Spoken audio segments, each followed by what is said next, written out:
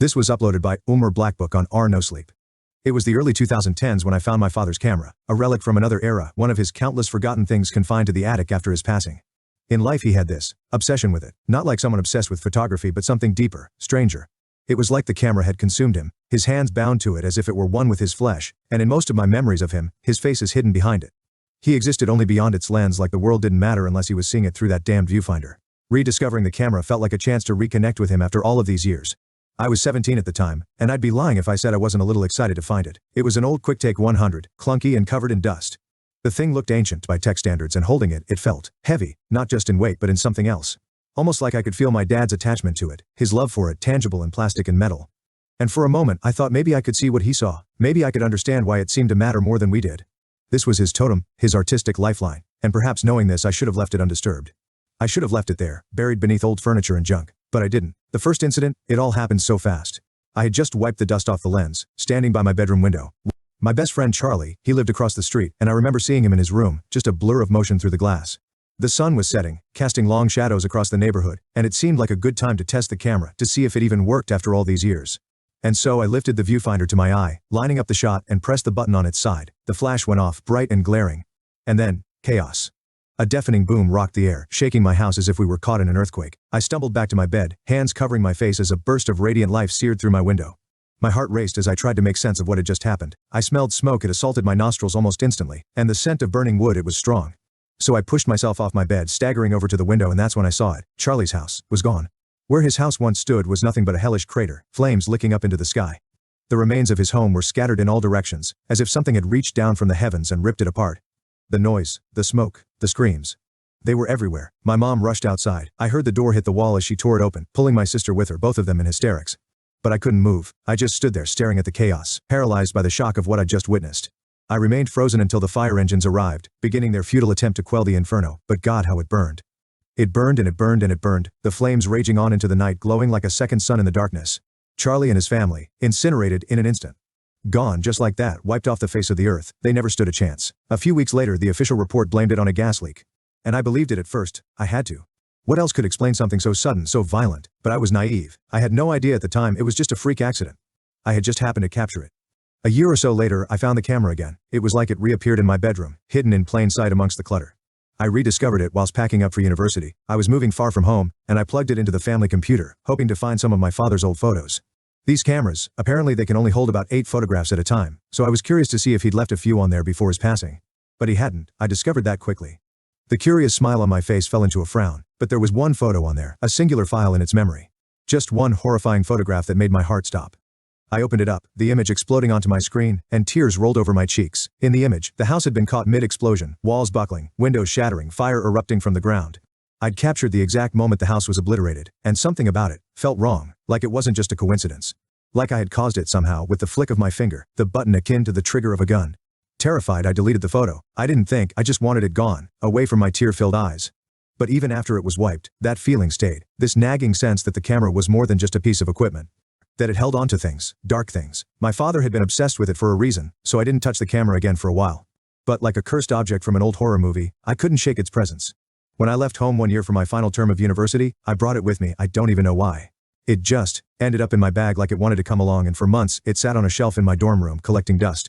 It stared at me from its spot, its lens like an unblinking eye, and sometimes I felt like my father was watching me through it.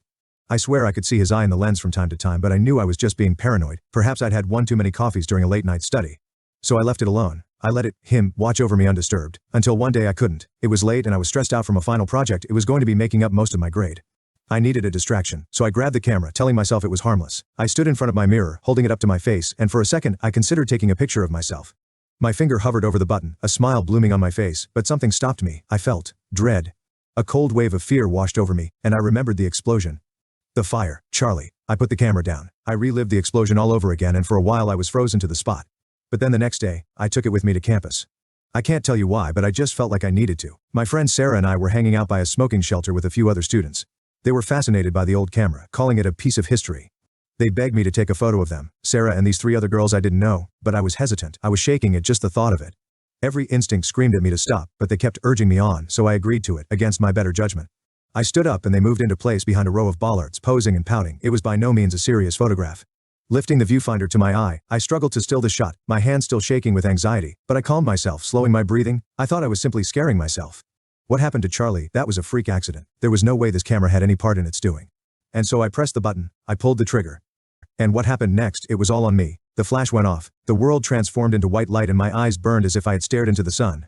But screaming followed. I heard bodies hitting metal, then the sound of flesh pounding the ground, bones breaking upon impact. The gargled sound of blood pooling in someone's throat. The continuous monotonous beep of a car horn. It came out of nowhere, swerving wildly down the road. I'd heard it coming, but I never foresaw this happening. The driver, a drunk student, had lost control of the wheel. The girls were thrown into the air like rag dolls, killed the moment their skin touched the bumper, but I had witnessed none of it. I'd held my eyes shut after the flash as if I knew what was coming, and instantly I regretted not trusting my gut. I knew this was going to happen. I just knew something would happen. I could feel it. But now they were dead, all three of them, dead. And so too was the driver, his car wrapped around a concrete pillar, his skull crushed against the horn, the sound wailing like a scream. And I was numb. It felt like a nightmare I couldn't wake up from. The deaths, the destruction, the 2 times I used this camera, death had followed. And it wasn't a coincidence, I was certain of that.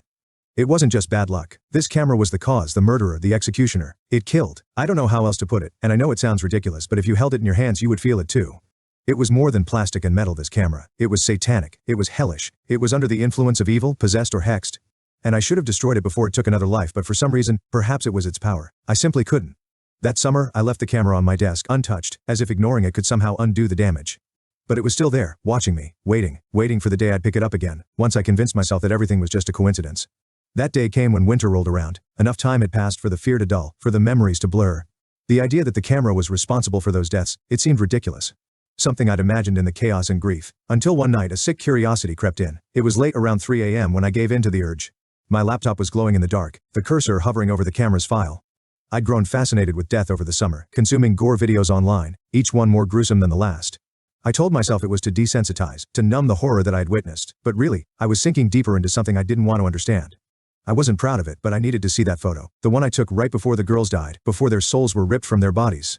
I wanted to stare death in the face. To see the exact moment their lives ended, captured in stillness, and in a way it felt like I had created my own personal snuff film. This photo could rise above what I had seen online. You probably think I'm disgusting for saying that, and you'd be right, I know it myself. And there it was, the singular photo file. It stared back at me through the screen, taunting me, daring me to open it. And so I did. I clicked, I indulged, and opened it to full screen. I gasped. The car mid-crash, the girls suspended in the air like broken marionettes. The first 2 were twisted grotesquely, limbs bent at impossible angles, skin tearing as they were ripped apart from the force. Their heads were snapped back, throats extended unnaturally, the moment of their deaths frozen forever. The third girl, she hadn't yet hit the car, but the bumper was inches from her, and in that split second, she'd turned her head. She was looking right at it, right at her death. And it was devastating. I could see the fear in her eyes. But what made my stomach twist was Sarah. She was perfectly fine, still standing, hands in her pockets, staring straight at the camera.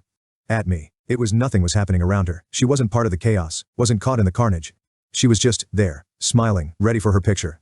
But her eyes, God, her eyes. They burned through the screen, locked onto mine. I could feel her seeing me like she wasn't just a figure in a photograph. As if, even in death, she was still looking at me, still waiting for me to press that button again, to ignite the camera flash. My breath caught in my throat. My skin crawled. I slammed the laptop shut, yanking the camera cable out, nearly ripping it apart. My heart pounded as I stumbled out of bed, needing air, needing to get away from that photo. I rushed to the window, sucking in deep breaths as I leaned against the cold glass, and stared out at the street. The house across the road was an empty lot now. It hadn't changed in years. It was a patch of blackened earth, the damage like a scar on the land's flesh, a remnant of the horror that had occurred. Just looking at it made my chest tighten, my nose tingling with the phantom smell of smoke. I couldn't escape the memory of that fire, the flames licking up into the sky, the heat against my skin. And in that moment, I made a decision. I had to get rid of the camera. Once might have been a freak accident, twice could still be a coincidence, but 3 times? If something happened again, if another life was lost, there would be no more pretending. No more comforting myself with lies. If I took one more photo, and someone else died, what would that mean? That the camera was truly cursed? That it held some evil, some power I couldn't understand? And what about my father? How did he fit into all of this? What had he seen through its lens? No, I couldn't think about that. I didn't want to. The camera had to go. It was better off gone, but I struggled to let it go. For days, the camera sat there, untouched, perched on the edge of my desk, waiting. Every time I went to throw it away, I hesitated. I couldn't explain the power it had over me. It felt like it was fighting for its survival. So it stayed there for weeks, teetering dangerously close to the edge, until one evening. After spiraling once again into another binge of gore videos, I finally built up the courage to let it go. That last video, another gruesome car crash, pushed me over the edge. It was too much. The blood, the twisted wreckage. It brought back the sound of the screams, the thud of bodies against the pavement, the horror of the police cordon that haunted me when I left campus early, unable to finish the term. I had to get rid of it before it took another life, and I had to do it now, but when I reached for the camera, it was gone. Panic gripped me. My chest tightened, my heart racing as I began to tear apart my room. The camera had to be here. It had to be. I couldn't risk it ending up in someone else's hands. Ripped through drawers, threw clothes on the floor, overturned my bed, but the camera had simply vanished. And I knew. Someone had taken it. I was a fool to leave it on my desk for the taking. I bolted down the stairs, my legs shaking beneath me, startling my mother as I burst into the living room. She looked up from her glass of wine, alarmed by the terror on my face. I stammered, demanding to know if she'd seen it, the camera, the one my father had cherished. Maybe she'd put it back in the attic where it belonged, but no, of course not. Her answer knocked the breath from me, my stomach lurching.